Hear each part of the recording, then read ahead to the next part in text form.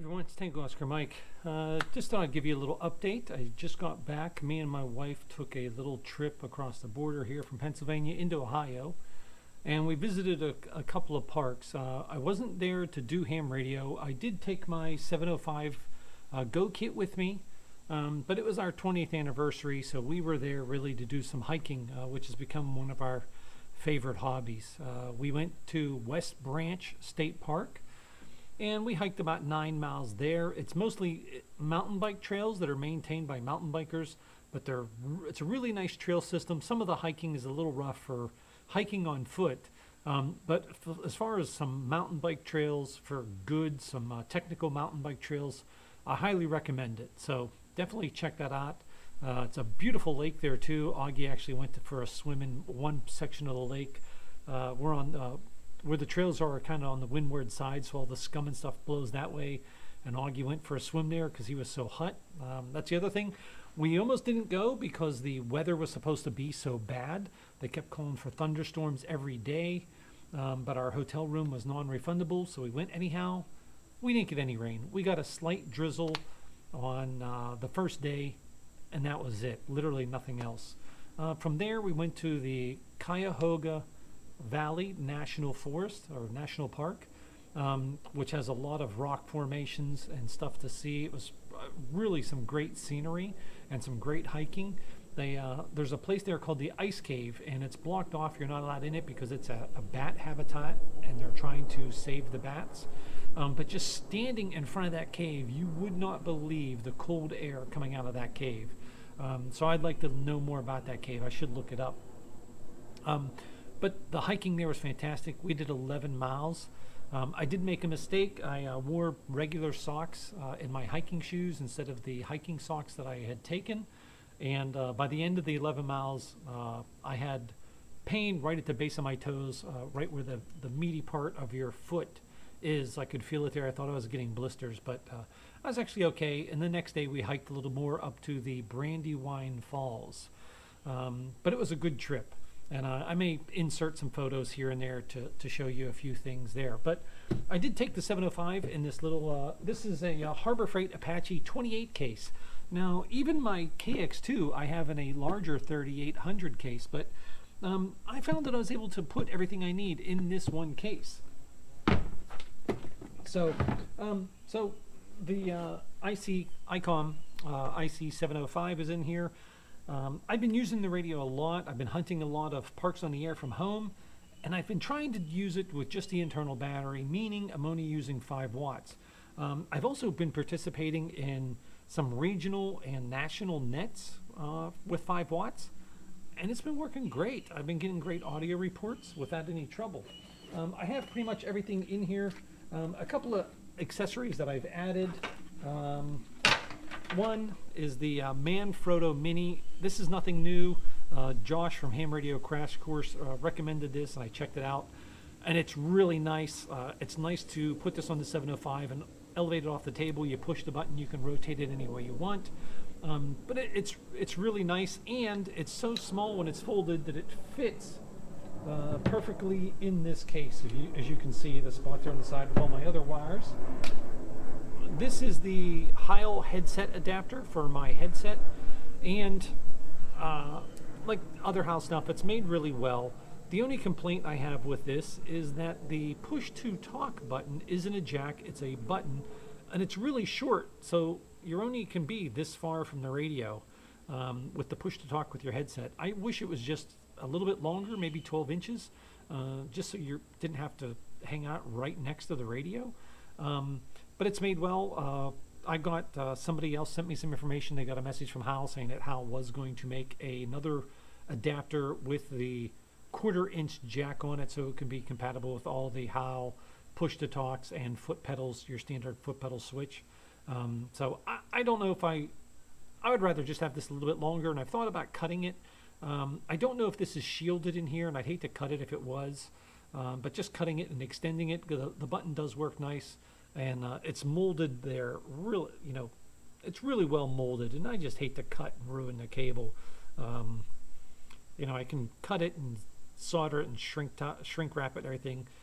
add more to it, but I really don't want to, so for now it's going to stay short. But I know a lot of people are putting the POV cases on their AMCOM 705, but I do plan on taking this backpacking, so I don't want it to get any heavier. And I know people are using the POV cages and the wind camp cages, and then they're using the Maxpedition water bottle bags to hold them in. Those bags aren't padded, so I didn't like that idea anyhow, and I don't like the idea of adding more weight to the radio. Another member of my club, the president of our club, N3XE, recommended this. He found it on one other ICOM forum, or somebody else mentioned it. This is the Hazard 4 Jelly Roll. It's a camera lens case, but it is padded. And the padding is, this extra little piece of padding comes in the lid to protect the top of the lens, and the padding inside is about the same thickness. But this case holds the 705 perfectly. It's a little tight, so I think it's going to stretch out and the padding will adjust once it's in there. But it fits literally almost like it was made for it. And I think I'm very comfortable and confident that if I put this in my pack, my radio will be fine and not have any damage to it. So I'm going to be using this for the time being when I want to put this in a pack and carry it with me. So we did a lot of hiking and had a great time up there, over there in Ohio. Like I said, I took the radio for emergency communications. Hey, in case grid goes down, phones go out or whatever, at least I would still have something. And I'm a ham radio operator.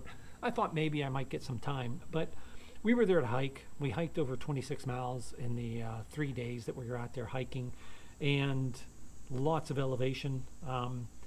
And the heat and humidity was so bad. I mean, I literally could sit down on a rock for a few seconds, get up, and the rock would be completely soaked because I was so wet.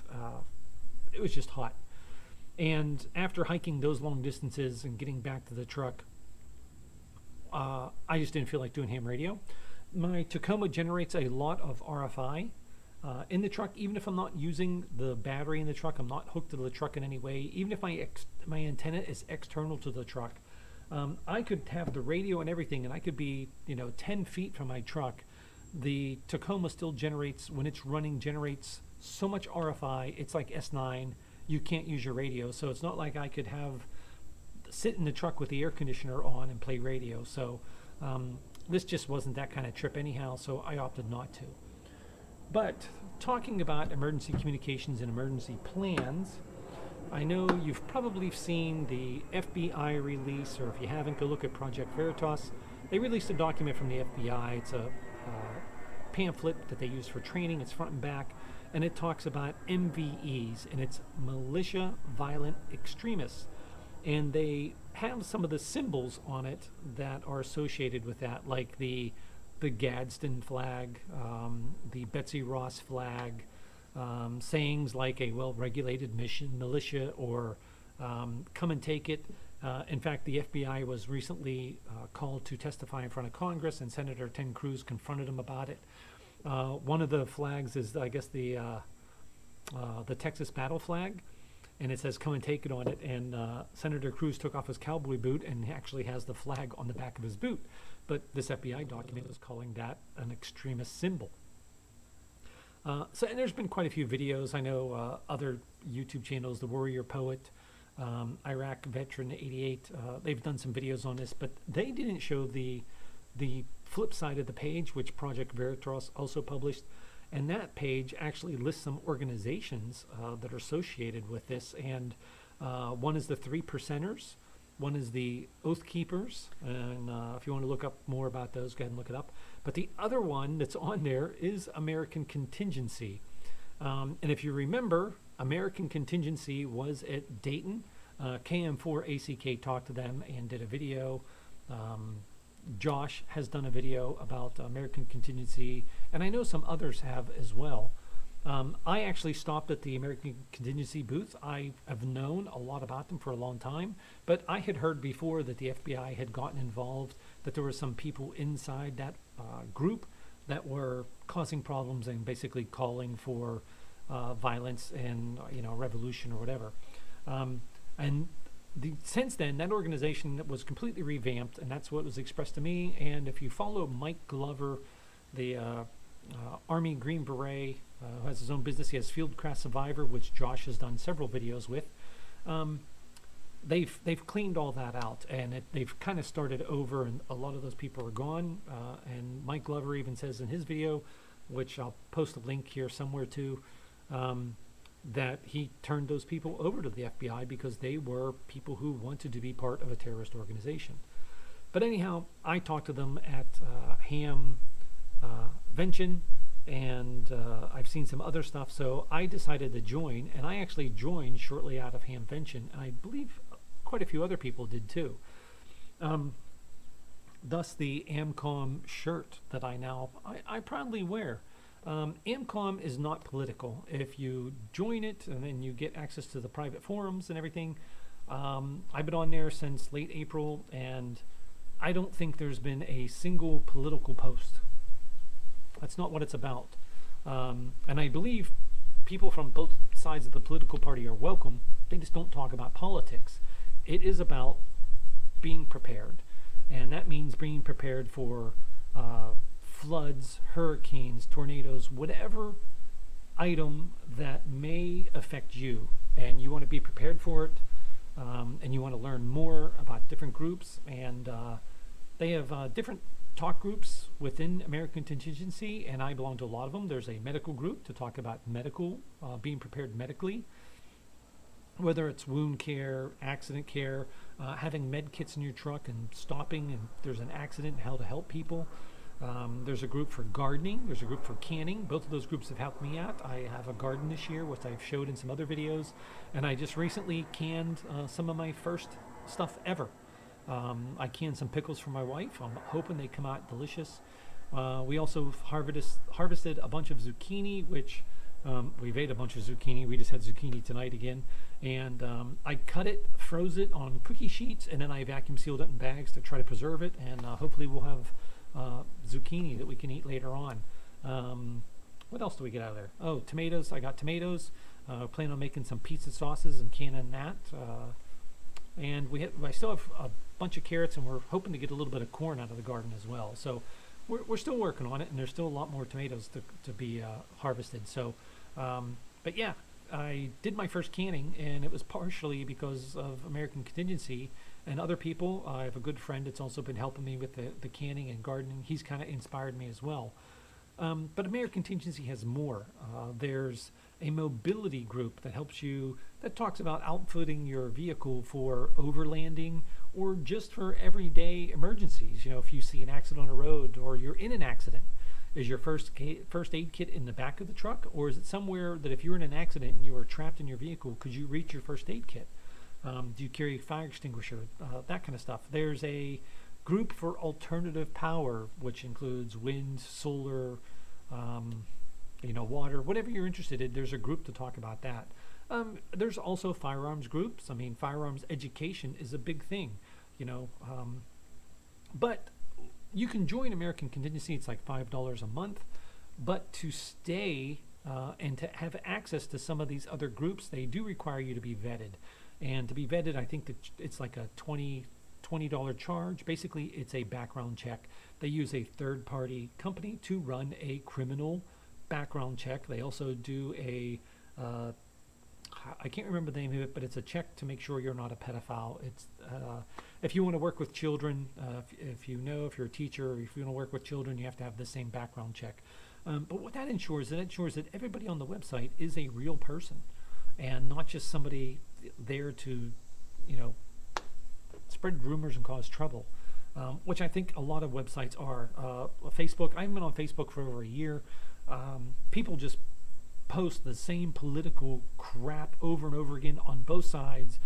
And I got so sick of seeing it, I literally dropped off Facebook. And I'm proud to say that I have seen none of that on American Contingency. It is not about organizing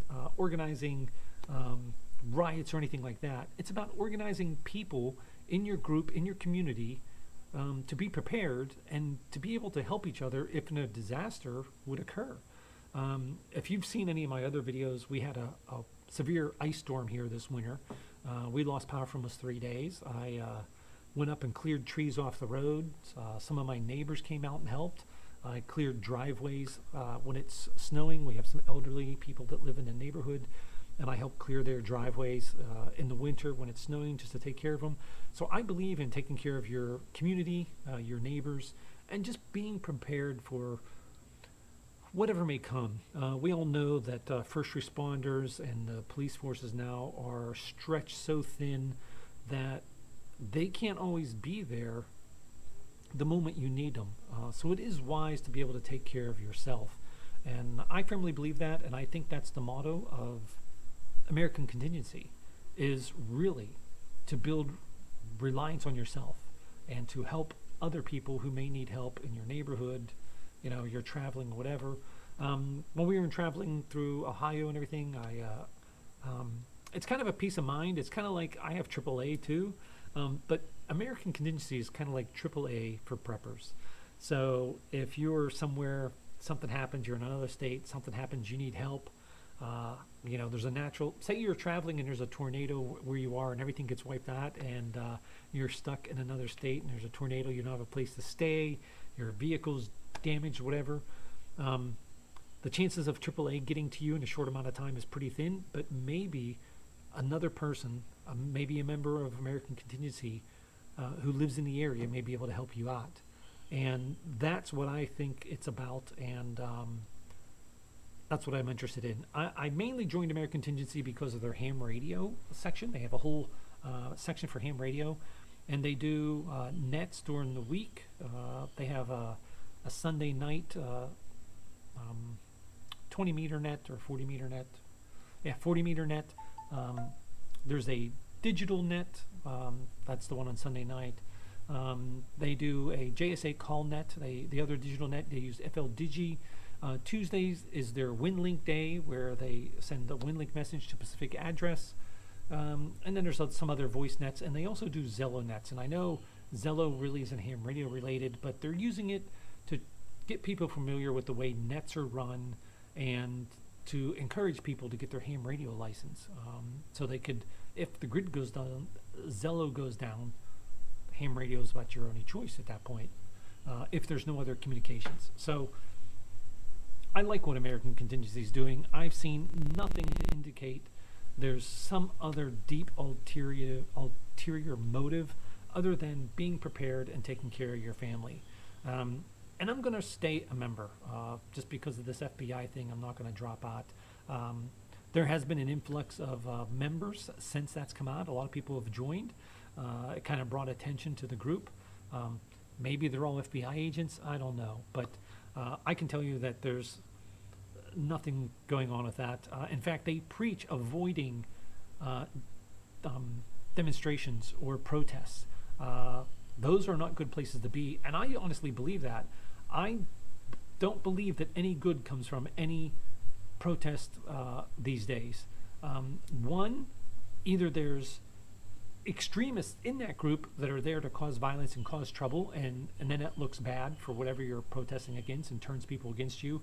Or two, or there's counter-protesters purposely causing problems and creating violence, which again looks bad. I think politicians pretty much ignore protests these days. I don't think it does any good. I think you're better off voting, writing letters, calling and emailing your representatives. Tell them who you are, not just some faceless person in a crowd wearing a mask. Tell them who you are, tell them what you stand for, and tell them what you object to. And vote. Vote accordingly. That's my opinion. But again, but I'm just trying to explain to you what American Contingency is and what it isn't. And what it definitely isn't is some militia extremist group. It was almost laughable when I saw it. I couldn't believe it. I know Mike Glover was pretty upset, and I know other people were pretty upset about it, and some people think we're laughing about it because it's absolutely ridiculous. Anybody who's been a member of the group or been on the website and has seen what's posted on the website would laugh. People posting pictures of their kids, picking vegetables in the gardens and stuff like that. But it is what it is. And don't believe everything you see. Don't believe everything you read. With that, I think I'm going to wrap this up. This is Tango Oscar Mike, 73. Take care and be prepared. Help your neighbors and help your community. 73. Tango Oscar Mike. And we have to get along. Oh, Augie's in heaven.